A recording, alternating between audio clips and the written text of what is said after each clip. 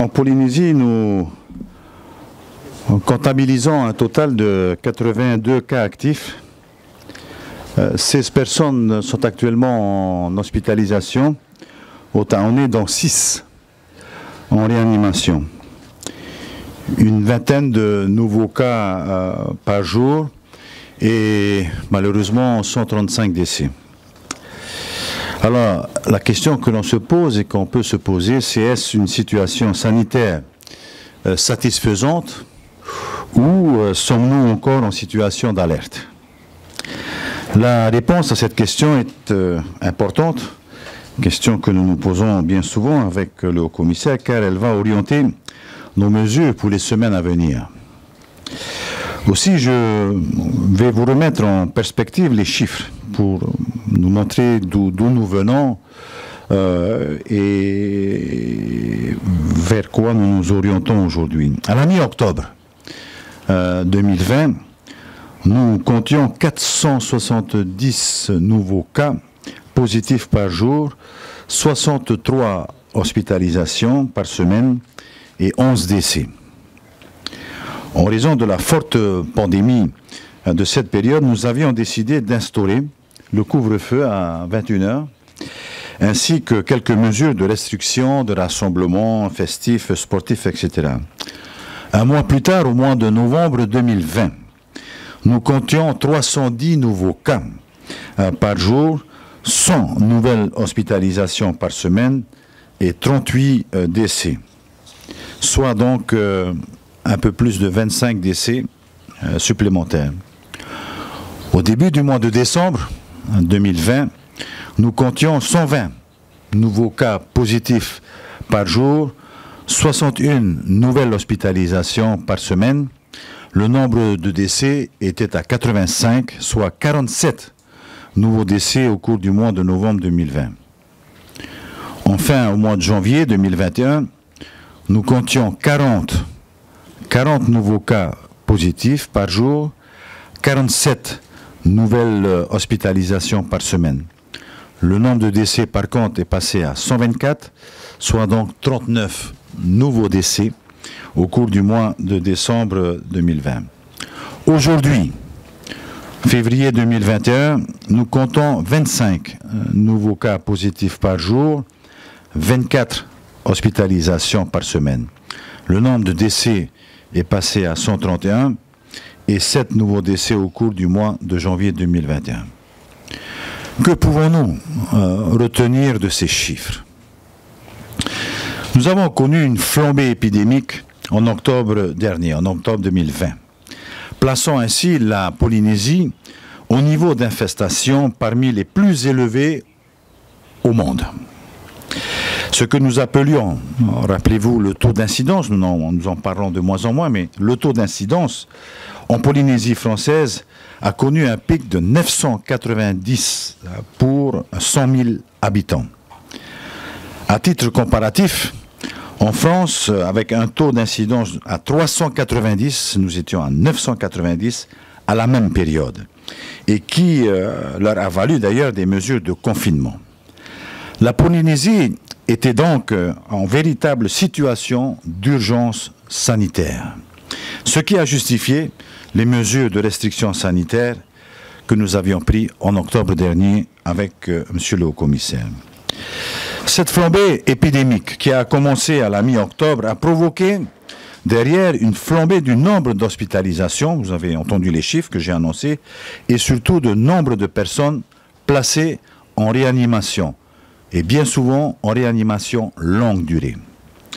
Plus de 200 nouvelles hospitalisations en 6 semaines, de la mi-octobre à la fin novembre, et fort malheureusement, nous avons également enregistré une évolution sensible du nombre de décès parmi ces personnes hospitalisées, puisque le nombre de décès a augmenté de 110 lors de cette période. Je vais vous résumer tout simplement les choses. Une flambée épidémique mène à une flambée du nombre d'hospitalisations qui mène à une augmentation du nombre de décès. C'est le phénomène que nous avons connu et vous verrez, vous voyez d'ailleurs au niveau des chiffres nous allons vous montrer un tableau que nous allons vous distribuer. Ce tableau, effectivement, nous montre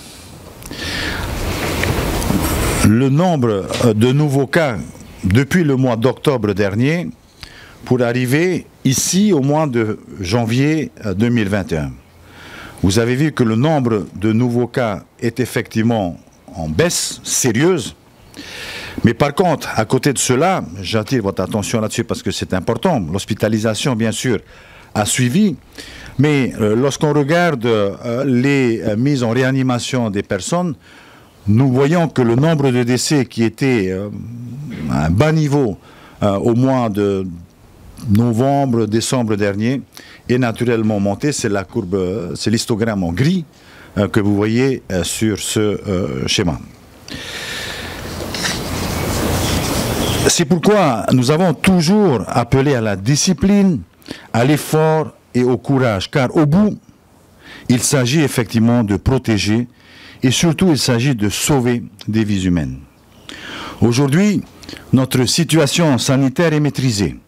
Au total, 82 cas actifs au moment où je vous parle, 16 personnes en hospitalisation et uniquement 6 en réanimation. Une vingtaine de nouveaux cas par jour. Les mesures de restriction et de protection sanitaire prises au mois d'octobre dernier, avec le couvre-feu, la fermeture des salles de sport et de spectacle, les compétitions sportives, la fermeture des expositions, la limitation du nombre de fidèles dans les églises, les restrictions à Noël et à la Saint-Sylvestre, ont produit des résultats encourageants au plan sanitaire. C'est un constat, mais c'est aussi une réalité. Ainsi, tout au long du mois de décembre 2020, nous avons vu l'amorce et la poursuite d'une baisse de la propagation du virus en Polynésie. Mes chers compatriotes, je me tourne vers vous parce que, effectivement, je le dis avec mon cœur, je suis à nouveau fier de vous et je vous dis merci.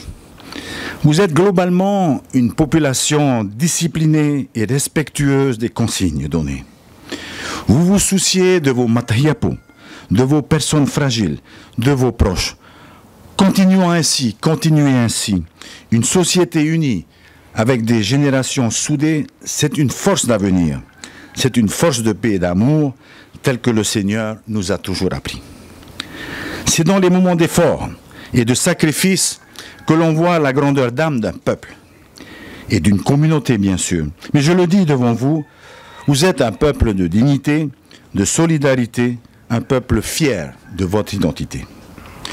Votre dignité me pousse à me battre pour vous et avec vous. Malgré la fatigue, malgré les difficultés, les insultes de tout genre qui peuvent m'accabler, mon peuple sera toujours au centre de mes préoccupations. Continuons ensemble à nous battre pour notre pays. Pour ce qui concerne la vaccination, à ce jour, nous avons reçu, et ce grâce à la France, une première dotation de plus de 20 000 doses de vaccins. Ce stock nous permet de vacciner 10 000 personnes à raison de 2 injections par personne. Nous aurons atteint le niveau vers la fin du mois de février. Nous aurons vacciné les 10 000 personnes. Avec le haut-commissaire, nous attirons constamment l'attention des autorités sanitaires métropolitaines pour que notre approvisionnement en vaccins soit régulier et en nombre suffisant pour avancer vite. Je suis optimiste, je crois que nous entendons à Paris, puisque nous avons régulièrement des échanges téléphoniques avec le ministère, notre ministère de tutelle, l'Outre-mer, avec M. Lecornu. Mais pour des raisons d'efficacité, nous restons donc sur les vaccins à Pfizer pour l'heure. Je remercie nos personnes âgées d'avoir globalement accepté de se faire vacciner, malgré les dénigrements et les propos anti-vaccination que certains ont proférés sur nos médias. J'observe que nos Matayapo font preuve de plus de bon sens et de confiance envers les institutions. Pour ce qui concerne les semaines à venir, même face au virus variant désormais présent à Tahiti, puisque nous l'avons officiellement annoncé hier lors d'une conférence de presse, nous nous battrons pour éviter sa propagation. Nous combattrons ce virus de la même manière, avec les mêmes gestes barrières, avec les mêmes protections sanitaires et surtout avec les mêmes protocoles que nous avons adoptés depuis le début, depuis 2020. Il est important que vous intégriez le fait que le virus variant n'est pas un nouveau virus. C'est le même que le Covid-19. On nous dit qu'il serait vraisemblablement plus contagieux, plus virulent. Et c'est pour cette raison d'ailleurs que le Premier ministre, M. Jean Castex, annonçait le jeudi 21 janvier dernier la décision de fermer nos frontières au flux des passagers, sauf pour motif impérieux. Cette décision nous a conduit à fermer nos frontières, du moins à réduire considérablement le flux de passagers en provenance d'Europe et des États-Unis. Nous avons décidé de n'accepter que des retours de Polynésiens résidant habituellement en Polynésie et des missionnaires dont les interventions techniques sont urgentes et indispensables. Et il y en a. Indispensables et urgentes à la vie du pays. Les embarquements de passagers sont examinés et autorisés au cas par cas. Ces quelques passagers seront placés en quarantaine en site dédié à domicile. Je vous rappelle que c'est en Polynésie aujourd'hui une obligation qui est particulière. Dans les autres territoires, nous n'en sommes pas encore à ce niveau, à effectivement faire des tests préalablement aux embarquements et à mettre les personnes en quinzaine obligatoire. Ces quelques passagers donc seront placés en quarantaine, en site dédié ou à domicile lorsque les conditions le permettent. Mais nous nous assurons que les conditions d'hébergement et de vie à domicile permettent réellement un isolement réel de ces personnes. Sinon, ils seront placés par arrêté du haut-commissaire au site dédié. Les frais d'hébergement et de nourriture sont à la charge des passagers. L'ensemble de ces passagers doivent présenter un test RT-PCR négatif et effectuer donc à J-3 de leur embarquement. Ensuite, ils effectueront un test à J+12 avec un résultat négatif avant de sortir de leur quarantaine au 14e jour. La semaine dernière, les compagnies aériennes effectivement nous annonçaient près de 800 réservations pour cette semaine.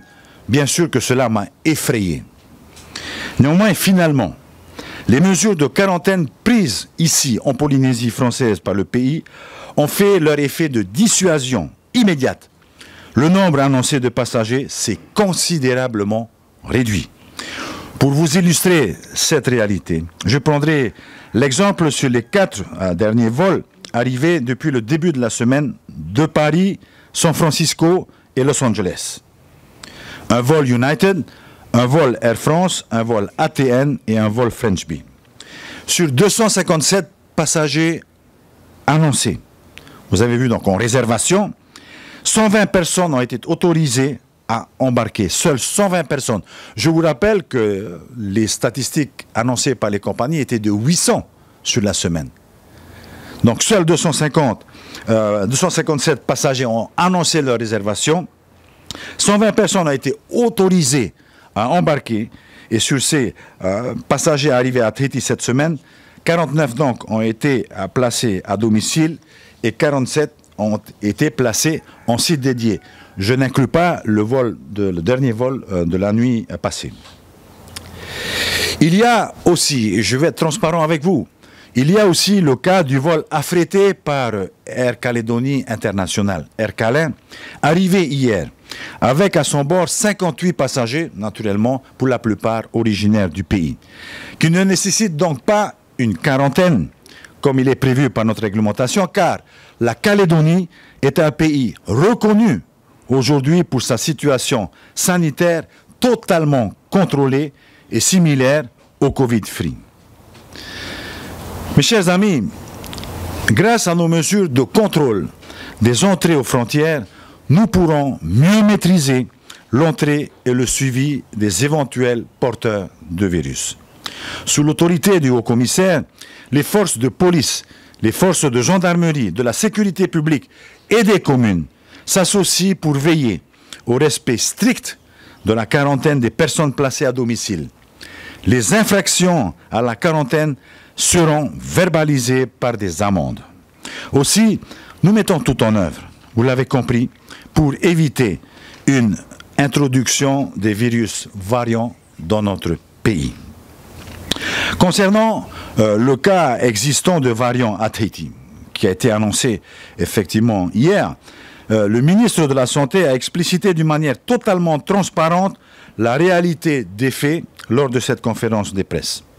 Mais je constate également avec espoir, beaucoup d'espoir, que la contagiosité annoncée des variants ne se révèle pas d'une manière aussi importante ici à Tahiti, comme l'observation a été faite en métropole, il y a donc quelques semaines. Nous continuerons donc d'observer les faits et il s'avère que la virulence et la contagiosité sont moins importantes que prévu. Nous pourrions donc, si cela en était tel que je le dis, nous pourrions rouvrir nos frontières dans des délais plus courts que prévu. Nous reviendrons en temps opportun sur ce sujet. Avant de donner la parole à Monsieur le Haut-Commissaire qui va nous annoncer les décisions nouvelles que nous avons prises ensemble, vous verrez que ces nouvelles mesures auront quand même tendance, et je veux que cela soit bien compris de nous tous, à contraindre les personnes entrant en Polynésie française à des obligations. C'est l'objectif des mesures que nous prenons aujourd'hui, mais aussi des mesures qui vont assouplir davantage la vie quotidienne de nos populations, des peuples polynésiens. Mes chers amis, comme vous le voyez, nous voulons continuer à apprendre, à vivre avec la présence du virus. Nous fondons beaucoup d'espoir sur les vaccins. C'est la seule bonne solution qui nous est offerte à ce jour pour nous protéger. Mais nous fondons aussi beaucoup d'espoir sur nos responsabilités individuelles, ce que chacun de nous fera pour continuer à nous protéger et continuer à protéger nos familles. Je vous rappelle que notre lutte n'est pas terminée. Mes chers compatriotes, plus les mois passent, plus nous accumulons de l'expérience de lutte contre ce Covid-19. Vous aurez compris que l'expérience s'acquiert que si nous agissons. C'est l'action qui bonifie notre savoir-faire. Aussi, je suis heureux que nous ayons tous ensemble, eu le courage d'agir et de lutter, plutôt que de fuir la lutte en s'enfermant. C'est sans doute inconsciemment le côté aïto du Polynésien qui nous pousse à lever la tête et à agir. Je vous remercie, Monsieur le Haut-Commissaire.